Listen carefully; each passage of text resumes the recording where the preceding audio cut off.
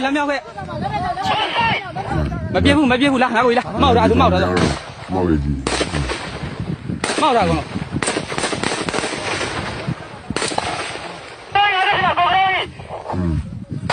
公冒着。ရတယ်အေးဆေးပဲခုလို့လမ်းနဲ့ကြီးပြူနဲ့ချပါမလို့နော်အေးဆေးပဲအားကောင်းတယ်ခုလောဆရာသိရမလားတိုက်ပွဲနဲ့မလို့ဟုတ်တယ်နော်ဒီလိုလေဟယ်လိုတပိတ်ချင်းတဲ့ကဘူးတက်လေးလိုက်ပါလို့ဘာလို့လဲဘာလို့ပြရမလဲဒီချစ်ကူလို့လားဘာမှမလုပ်ဘူးအကောင်တို့လည်းလည်းကြားပြီးတော့လေအကောင်နေတော့ပါသွားပြီအကုန်လုံးကြာသွားပြီ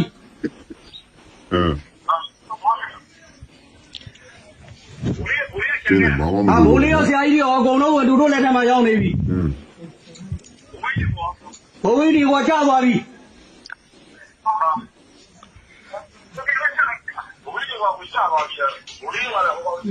အကုန်လုံးဆရာကြီးတွေရောရဲဘော်တွေရောအကုန်လုံးရောက်သွားပြီအကုန်လုံးဒဏ်ရာရတဲ့ကောင်နဲ့ကြားတဲ့ကောင်နဲ့ဟုတ်တယ်ကဲကျွန်တော်တို့ဒါဂျပန်မင်းအောင်လိုက်ဘူးเนาะကျွန်တော်တို့ဒါသူနဲ့တွေ့ဆုံပြီးတယ်တလားအကြာ9ရက်မြောက်မှာတဲ့ကျွန်တော်တို့လာလိုမျိုးသားလွတ်တော်ဥက္ကဋ္ဌ Mr. 614ကျွန်တော်တို့ဒါဖုန်းဟင်းတေဆုံးနေဆိုတဲ့တင်ထွက်ပေါ်လာပါတယ်ဒါကတော့မင်းအောင်လိုက်ရဲ့ကောင်းမှုအမျိုးဘာသာသာသနာဆိုတဲ့ဒီထိုင်းမှာ9 brother 9 BGS ဆိုပြီးတော့ဖွဲ့တယ်ဗောနော်ဗမာဖွဲ့သူများတွေကတော့ဘာဖြစ်တယ်ညာဖြစ်တယ်ဗောနော်ဟိုကျွန်တော်ကတော့အဲ့ဒီဗမာတွေစုဖွဲ့တာကိုကြိုးဆိုပါတယ်ကျွန်တော်ကကြိုးဆိုတယ်အဲ့ဒီ9 BGS ဖွဲ့ကိုဘာလို့ဗမာဆိုတော့ဗမာအဖွဲ့ရှိရတာဗောဗျာနော်ကြိုးဆိုပါတယ်ဗမာဆိုတော့ဗမာအဖွဲ့ရှိရတာဗောအဲ့တော့ဗမာအဖွဲ့က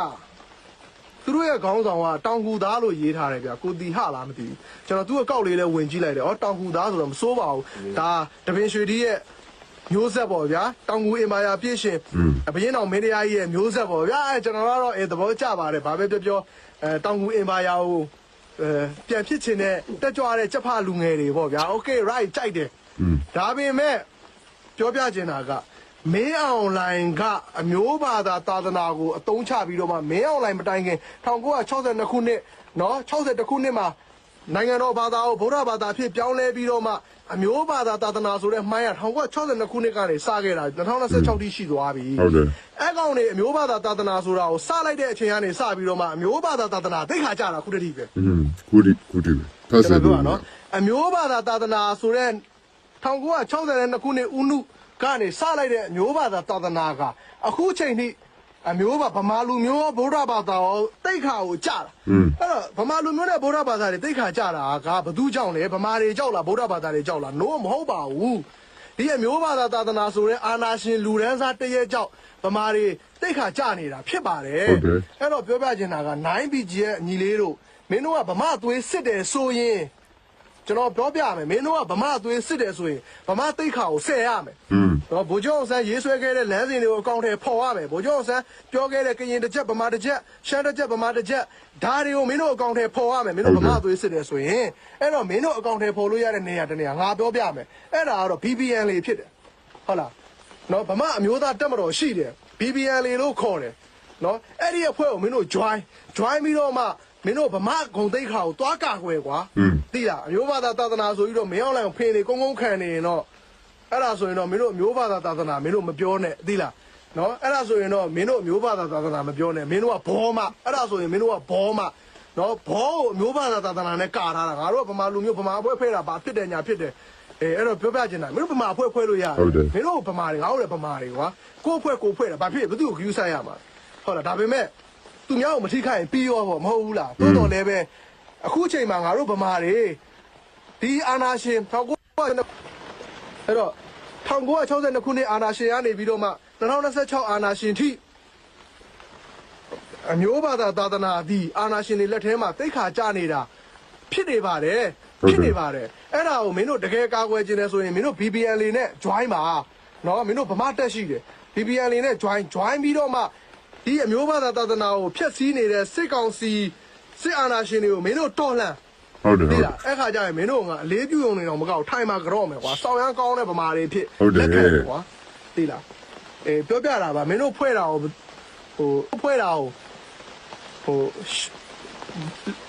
လက်ခံပါတယ်သို့တော်လည်းပဲတကယ်အမျိုးဘာသာသာသနာအစ်စ်ကိုကာကွယ်ဖို့လိုတယ် အမျိုးအဲ့လိုအမျိုးဘာသာသာသနာအစ်စ်ကိုကာကွယ်မယ်ဆိုရင်မျိုးဘာသာသာသနာကိုဖျက်ဆီးနေတဲ့အာဏာရှင်စနစ်ကိုမင်းတို့တိုက်ထုတ်ဖို့လိုတယ်ဒါတရားရဂိုင်နှုံးပဲနော်တရားရဂိုင်နှုံးပဲဗိုလ်ချုပ်အောင်ဆန်းကိုအာဏာသိမ်းတာနေဝင်းနော်ဗိုလ်ချုပ်အောင်ဆန်းကိုအာဏာသိမ်းတာနေဝင်းအဲ့တော့နေဝင်းမျိုးဆက်ကနေစပြီးမရောက်လိုက်မျိုးဆက်ထိဟာဗမာတွေရဲ့အမျိုးဘာသာသာသနာကိုတိတ်ခါကြစေတဲ့ကောင်တွေဖြစ်တဲ့အတွက်ကြောင့်မို့မင်းတို့တော်လှန်ပါအခုငါတို့လက်တွေ့လုံနေတာငါတို့အခုကရင်ပြည်နယ်မှာနေတယ်နော်ပေးဆက်တာတော့မဟုတ်ဘူးကရင်တွေနဲ့ဒန်းတူနေတယ်ကရင်တွေလွတ်မြောက်ရေးကိုလည်းတန်မိုးထားတယ်ဘာဖြစ်လို့လဲဗမာတွေဒီကရင်တွေကိုမနှိမ်ခဲ့ဘူးဆိုတဲ့အကြောင်းဒန်းတူအခွင့်အရေးကိုကရင်တွေကဲ့သို့ပဲမျက်နှိုးတယ်ဆိုတဲ့အကြောင်းငါတို့သွေးနဲ့အချွေးနဲ့အသက်နဲ့ငါတို့တက်တည်ပြနေတာအဲ့တော့မင်းတို့ join လို့ရတယ်မင်းတို့ join လို့ရဟောငါတို့လက်တွေ့တက်တည်ပြနေတာအဲ့တော့ရှမ်းမြောက်မှာလည်းဗမာတွေကဘယ်တော့မှတိုင်းရင်းသားကိုအနိုင်မကျင့်ခဲ့ဘူးဗမာတွေကဘယ်တော့မှဘယ်လူမျိုးကိုမှဟိုဥချိုးကျင်တဲ့စိတ်မရှိဘူးဆိုတာအသက်တင်နဲ့ကချင်မှာရောရှမ်းမြောက်မှာရောရခိုင်မှာရောဗမာတွေအများကြီးပဲတက်တည်ပြနေတာမင်းတို့လည်းဝင်ပြလိုက်ကွာညီလေးကမင်းတို့ကအဖွဲ6ဖွဲတောင်ကွာအားရလိုက်တာဒီကတရင်ဖွဲ့မယ်ဆိုတရင်ဘယ်နှရင်တောင်ရမလဲမသိဘူးမင်းတို့ကိုရှိလာခြင်းလဲရတယ်ဒါပေမဲ့ကိုကတော့ဗမာနာမည်ကိုသားပြုထားတာတော့မဟုတ်ဘူးပေါ့ကွာကိုကတော့တရားမျှတမှုကိုသားပြုထားတဲ့ justice ဆိုကြပါဘာမှ BBN လေးရှိတယ်အဲ့တော့မင်းတို့ကမဟုတ်ဘူးပြည်တော်စုမှပြည်တော်စုဖြစ်ချင်တယ်ဆိုရင် MOD ရှိတယ် UNG MOD ရှိတယ်မင်းအဲ့ဒီမှာလည်းမင်းတို့သွားဝင်လို့ရတယ်ပြောပြတာပါမင်းတို့အမျိုးဘာသာသာသနာကိုအမိခံပြီးတော့အမျိုးဘာသာသာသနာကိုထက်မဖြတ်စည်းပါနဲ့လို့တော့မေတ္တာရက်ခံကျင်ပါတယ်မင်းတို့ရဲ့အဖွဲ့တည်ထောင်မှုကိုလက်ခံပါတယ်မန္တလေးချမ်းရေးသာဆန်မှာမန္တလေးချမ်းရေးသာဆန်မှာအုတ်ကြီးလို့ခေါ်မလားလမ်းလူကြီးကိုခေါ်မလားအဲ့လမ်းလူကြီးကိုဓာတ်နဲ့ထိုးတဲ့ဇလန်တစ်ခုဟိုမှာဖြစ်သွားတယ်နော်ဒီမန္တလေးမှာဖြစ်သွားတယ်နော်ဒါကကြတော့တော်တော်ဟိုလူကြမကောင်းသူကြမကောင်းတော့ဖြစ်တာပေါ့ဗျာနော်ဘာရည်ရွယ်ချက်လဲတော့မသိဘူးလူကြမကောင်းသူကြမကောင်းတော့ဖြစ်သွားတယ်နော်ဆိုတော့မန္တလေးတိုင်းကြီးချမ်းရေးသာဆန်မြို့နယ်ပေါ့နော်အဲ့ဒါချမ်းသာမြို့နယ်မှာနော်ချမ်းသာမြို့နယ်မှာနေထိုင်တဲ့ဒီချမ်းသာမြို့နယ်ချမ်းသာဆန်အလေရက်ကွက်82လမ်း28လမ်းကြားမှာရှိတဲ့28လမ်းကြားမှာရှိတဲ့လက်ဖေးဆိုင်မှာဖြစ်သွားတာနော်အဲ့ဒါမနေ့ကညဖြစ်တာဆိုတော့ဒီဖြစ်စဉ်ကနည်းနည်းတော့ဟိုထူးခြားတယ်ဆိုတော့စစ်မှုထမ်းပေါ့ကျွန်တော်ပြည်သူစစ်မှုထမ်းအမှတ်စဉ်2ကနေပြန်လာတဲ့မျိုးသားတအုပ်ကနေပြီးတော့ तू ကသူ့ရဲ့သ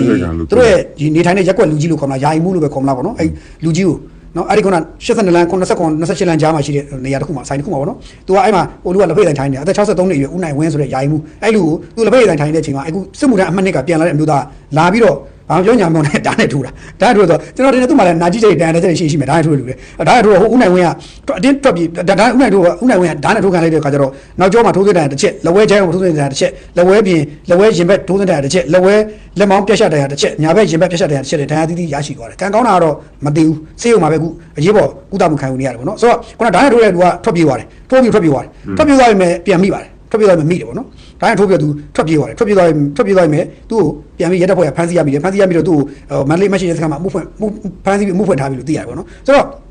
ဘာကြောင့်သူဒီလိုထိုးတာလဲဆိုတော့မိကုန်းကတော့တိုးလို့တွေတော့ပြောနေကြတယ်ဆိုတော့ခံမှန်းရတော့ဒီလူက2024စစ်မှုထမ်းစတော့အမှတ်စဉ်နဲ့မှာပါသွားတယ်လူဆိုတော့ကြည့်ရ तू ကသူ့ကိုစစ်မှုထမ်းနဲ့ကောက်ထဲလို့များအတီးတခါနဲ့ဆွဲလို့များစိတ်ဆိုးပြီးတော့အုတ်ကြီးကိုညိုတေးထားပြီးစစ်မှုထမ်းပြန်လာအောင်ညိုတေးနေတော့ကြိုင်လာတော့မသိဘူးပေါ့နော်ဆိုတော့တခါကျရင်လေ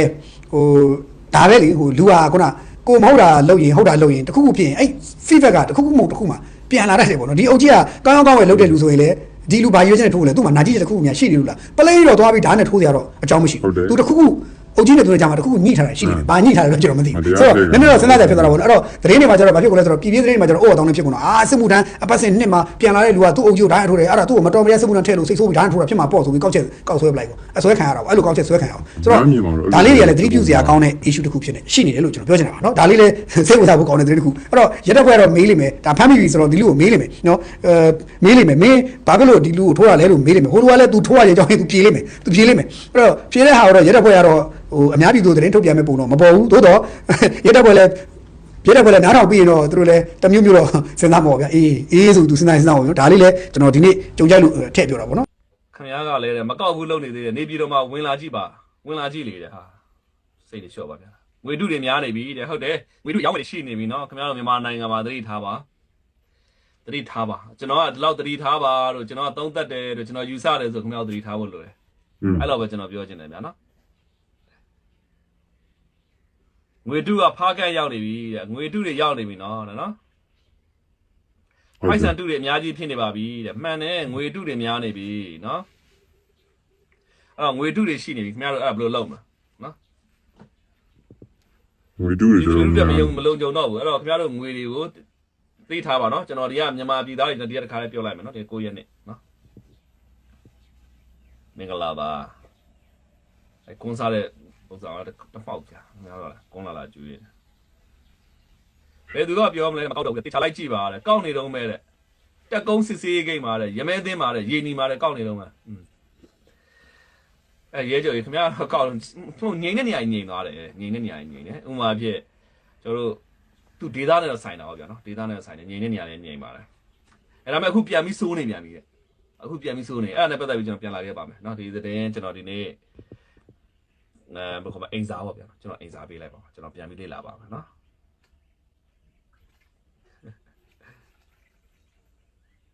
ကဲဟုတ်ပြီပါလေအန်တီပါလေအန်ထွေးအစိုးရဖြစ်လာတော့တိုင်းပြည်ဘဏ္ဍာငွေ US ဒေါ်လာသန်း9,000ဝန်ကြီးဌာနမှလွှဲငွေ US သန်း9,000တဲ့ရွှေ22တန်တဲ့အရန်ဆန်စီလောင်စာစီထားခဲ့တယ်တဲ့အန်ထွေး NLD လောက်ဆက်မှာခင်ဗျားတော့ကျွန်တော်လိုက်ဖတ်နေတိုင်းပြည်တော့ဘာထားခဲ့လဲကွာအဲ့မျိုးဒုက္ခမပေးလောက်ထင်ပါတယ်ပြည်သူလူထုဒုက္ခမပေးဘူးဗျာနော်တစိတ်တစ်ပိုင်းပြုတ်ပြနေဆိုပြီးတော့ထောက်ပံ့ခြင်းအနှဲငယ်ပဲရတယ်ဗျာတဲ့နော်ကုန်စည်နှုန်းကြီးရတဲ့ထဲအခုချိန်မှာရေဘေးဒုက္ခတစ်မျိုးဗျာဟုတ်တယ်ရေဘေးကတော့ဗျာအခုချိန်မှာပြည်သူပဲရှိရနော်ခင်ဗျားတို့နည်းနည်းလေးဝိုင်းကူညီကြပါနော်ကျွန်တော်လည်းကူညီပါတယ်ဟုတ်တယ်ကောင်မောင်လည်းအမှန်တရားသိနေပြီနော်ဘာလို့စစ်တောက်ထောက်ကုန်စည်နှုန်းတက်တာပေါ့နော်ခင်ဗျားတို့အမှန်တရားသိပြီအမှန်တရားပြောနေတာလေဗျာနော်ကျွန်တော်အမှန်တရားမှာခင်ဗျားတို့ကျွန်တော်စုံနေကြတာနော်အဲ့တော့ဒီနေ့တော့ပြောစရာရှိတယ်နောက်တစ်ခုကဘာလဲဆိုတော့ပြောရလဲအာနာဒီကိစ္စဒေါ်ဂျူဂျူလာနဲ့ပါသက်ဆိုင်နေဒေါ်ဂျူလာတော့မှုနေတယ်သူတို့မှုနေတယ်ကိုမောင်ကြီးမန့်ကပုံပါရှိကိုမောင်ကြီးတဲ့ဖုန်းတွေအခွန်ဆောင်နေရတာနိုင်ငံခြားကနေလဲပြန်ဆောင်အောင်ပါရှင်ဆောင်အောင်ပါအဲ့တော့ဖုန်းတွေဆောင်နေရတာဗျာဖုန်းတွေအကုန်လုံးတစ်စေးနဲ့ဆောင်နေရတယ်ပေါ့ဖုန်းသစ်စေးပြီးအကုန်လုံးဆောင်နေရတဲ့ပုံစံမျိုးတွေဖြစ်နေနော်အဲ့တော့ခင်ဗျားတို့ဒီပတ်စံတွေအခွန်တွေကောက်တယ်ဆိုတော့ဗျာနိုင်ငံတော်နေနဲ့ဒါခင်ဗျားတို့စီအတင်းပတ်စံအတင်းကျက် level ညှက်ယူတာပေါ့ဗျာအခုလဲအစိုးရတော်များကြက်တဲနေပါတယ်ကျွန်တော်တို့ဥပမာပြကျွန်တော်နေတဲ့နိုင်ငံပေါ့နိုင်ငံမှာလဲအစိုးရကပြည်သူလူထုရဲ့ level ကိုညှက်ပြီးတော့ပိုက်ဆိုင်တောင်းတယ်ပတ်စံတောင်းတယ်ဥမာဖြစ်အပြစ်လုပ်လို့ရှိရင်ပတ်စံပို့ပြီးတော့အရင်ထက်ပိုတန်ရိုက်တဲ့ပုံစံမျိုးတွေတွေ့ရတယ်နော်မင်း online အတွက်လူငယ်တွေစစ်တိုက်ပြီးအသက်ပေးနေရတာဘယ်လိုခမည်းထင်သလားအဲ့လိုပဲပြောအောင်ပါဗျာနိုင်ငံကြီးကမညှိနိုင်မနဲ့တခါတည်းမာနကြီးတစ်ဖွဲသားနဲ့နေလို့ရှိရင်တော့သူရဲ့နိုင်ငံရေးစီမံခန့်ခွဲမှုဆိုတာဘာနဲ့လားတဲ့လို့ဆိုတော့ငွေကြေးစီမံဘဏ္ဍာငွေစီမံခန့်ခွဲမှုတို့နော်ဝန်ကြီးဌာနစီမံခန့်ခွဲမှုဆိုတာနိုင်ငံရေးစီမံခန့်ခွဲမှုကြတော့ညံ့ဖြစ်မှာနိုင်ငံတွေ့ထားပါဘာလို့ကျွန်တော်ငွေကျ1000လန်နေနဲ့ပတ်သက်ပြီးတော့နော်ဒါငွေတူးတွေအခုမှမဟုတ်ပါဘူးအချိန်တော်ကြာကြတဲ့ဝင်လာနေပါပြီနော်အားလုံးသတိထားအောင်ဖြစ်ပါတယ်နောက်ထပ်ကျွန်တော်တို့မြန်မာနိုင်ငံတွေမဟုတ်တခြားနိုင်ငံတွေမှာကျွန်တော် social media မှာတက်တယ်နော်ငွေတူးတွေနော်ငွေတူးတွေမတင်ငါဘူးဆိုရင်ဈေးတယ်ပြန်ပြီးတော့ချက်ချင်းအကြောင်းကြားဖို့အတီးလေးကိုပြောနေနော်ငွေတူးတွေတော်များများပြည်သူတွေလက်ထဲမှာရောက်နေပေါ့နော်မတမာတဲ့သူလက်ထဲမှာရောက်မသိတဲ့သူပြည်သူတွေလက်ထဲမှာရောက်နေနော်အဲ့ဒါကြောင့်ငွေတူးတွေပါကိုကမတင်ငါဘူးဆိုရင်ဒါတေချာတော့အကြောင်းကြားတင်ပါတယ်နော်ဒါလေးကိုပြောချင်တာပါကဲဗီဒီယိုလေးတော့လောက်ပါပဲနောက်ထပ်ဗီဒီယိုတွေသတင်းထူးတွေအကြောင်းအရာတွေတွင်လည်းကျွန်တော်ထပ်မံဆွေးနွေးပြီးတော့တင်ဆက်ပေးပါဦးမယ်ကျေးဇူးအားပေးကြတဲ့အတွက်လည်းအားလုံးကိုအထူးပင်ကျေးဇူးတင်ရှိပါခင်ဗျာ